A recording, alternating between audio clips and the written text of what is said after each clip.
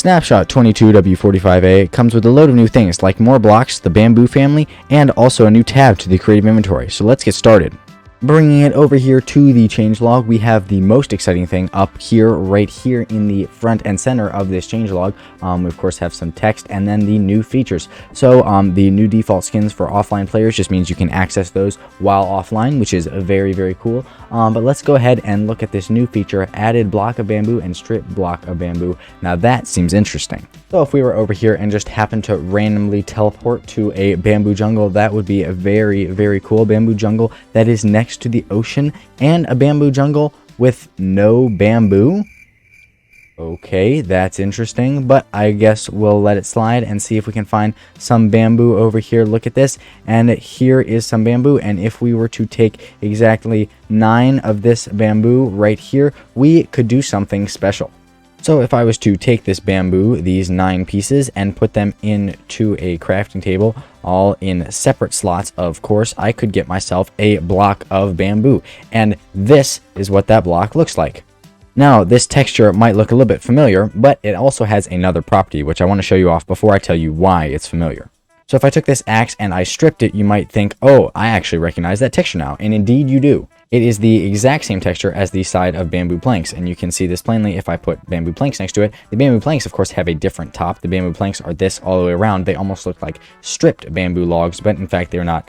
So if I came and stripped all of this, or not stripped bamboo logs, but like full logs, whatever those are called.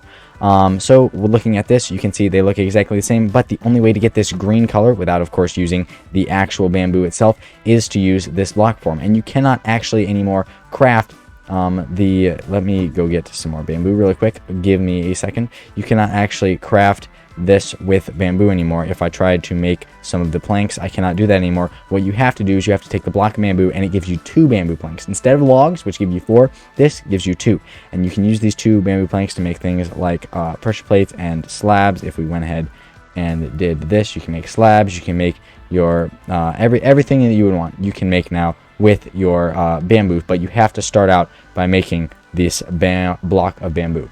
So this is very cool, and the fact that it adds 2 entirely new blocks to the bamboo wood set, and I think it is a great addition to the game and gives a lot of freedom to builders, just like our next feature. So if you happen to be making a little bit of a path over some water and you wanted to use shulker boxes as your decoration, well, before you couldn't actually place torches on these, but now you can. And all now that happens is if you open it, the torches pop off. And of course, if this is an open shulker box, then you cannot place torches on it while the side is open. But as soon as it closes again, you can place torches on it. So now you can spend all of your days placing torches and other things like signs on the sides of your shulker boxes and living that good life as a builder. So looking at this absolutely beautiful build that we were now able to put together with these new features, I think it's about time to head back over to the changelog. So we've looked at all of these new features and actually some of these changes. We've skipped over the Vex for now. We'll be coming to that later on. But let's just look at some of these things. The wild update music has been tweaked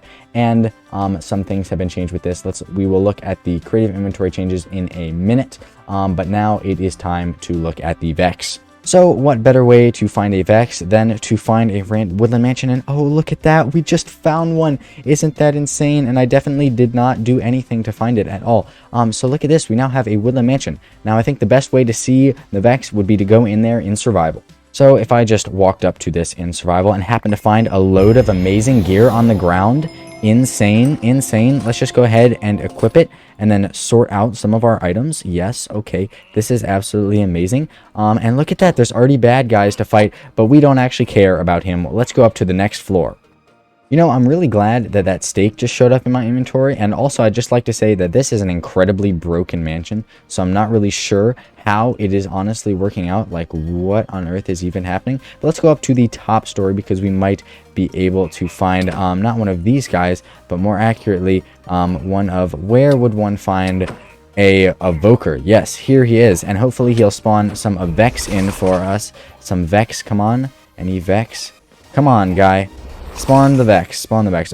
Okay, he doesn't want to spawn it, so he dies. We got a totem. Let's go. Insane moves.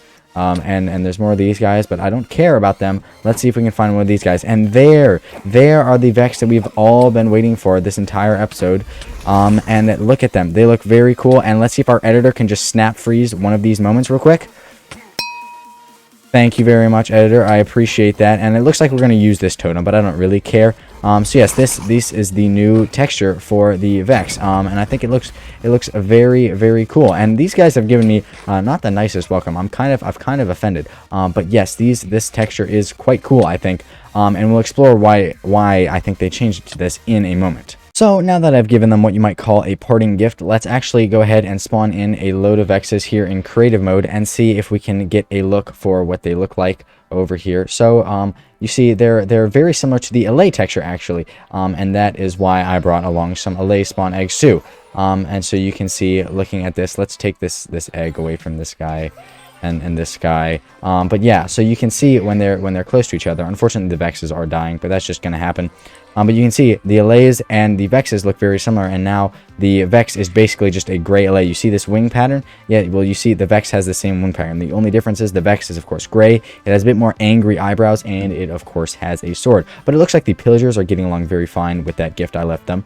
So that's going pretty well. But yes, we have these Vexes, and they have this pretty cool looking new texture, and I will be taking that. Thank you very much, my friend.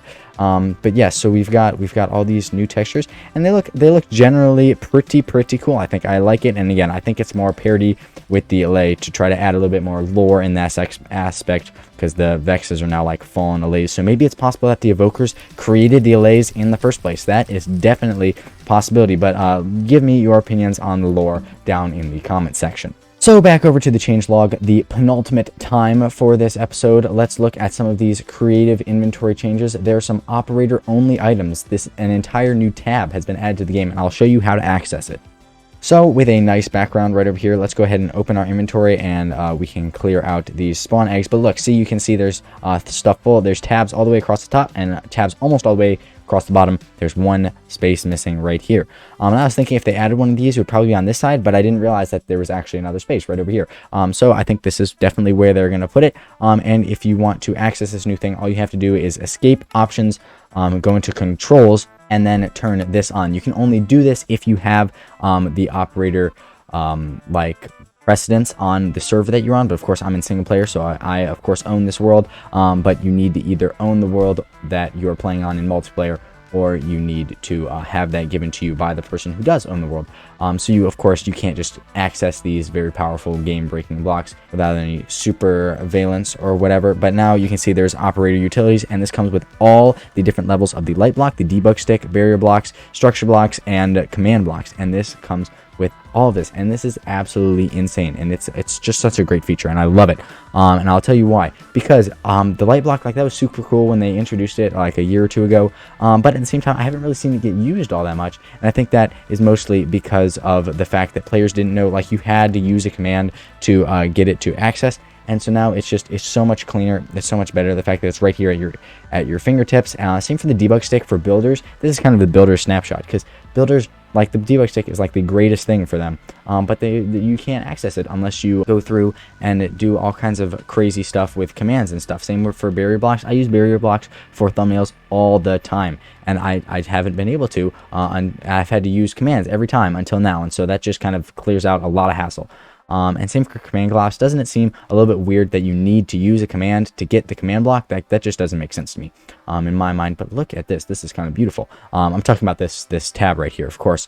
And so yeah, I think this is generally a great, amazing feature. And I do think that the pillagers would agree with me on that. And hopefully you are enjoying the video just as much as they are. But you know what else is enjoyable? Some of these other new features to the creative inventory. So there's now a color blocks tab, which comes with all the things that come in the 16 default colors. So of course you have wool, carpets, terracotta, all of this stuff down to beds, candles, and banners. Now of course there is one banner missing from that, and that is the ominous banner that is in here, but that of course is not one of the default 16 colors, which is why it isn't in this. It actually makes sense. Now you can see some of these colorful things are still in the functional blocks tab, but any colorful blocks have been removed from the building blocks tab. So instead of having to go here and scroll through to get them, you can just go to the color blocks tab and get this. But since there are also a lot of them still considered functional blocks, they are still in here. So there are some blocks that are in both, and I think that is great. I think that's a well-balanced feature and very good. But now it is finally time to head over to the changelog for the last time. I know it's very sad. We've made such good memories over here over the past episode, but let's go ahead and read off. So we've got the creative inventory changes and all the stuff we've looked at, and a lot of reordering stuff and adding things to different tabs and stuff like that. It's nothing major, which is why I'm not reading it too, but you can go ahead and read it for yourself if you would like. The changelog is also linked down in the description, so you can come to this very page right here if you so choose and read it for yourself if it went in the video too fast or whatever. The technical changes also, I'm not a technical player and neither are you probably, so I'm not going to go ahead and read all this. Nothing super game breaking, but if you care about this kind of stuff, then there it is. It's pretty cool. And lastly, the most important part of every snapshot is the fixed bugs, and there are a solid amount of them in this snapshot as usual. So if you are one of those people that has been suffering from all of these bugs and they've just been ruining your gaming experience, well, guess what? Here we are, and of course, if you are a fan of Phoenix SC, then good for you. And now that will wrap up this snapshot changelog experience. So I'd like to say thank you very much for watching this episode, and I will be back again with another episode of this next week, another snapshot showcase, as you will. We will be doing another snapshot every week, except for some weeks when I miss it, but I will let you know, don't worry. But anyways, without further ado, I will see you guys next time.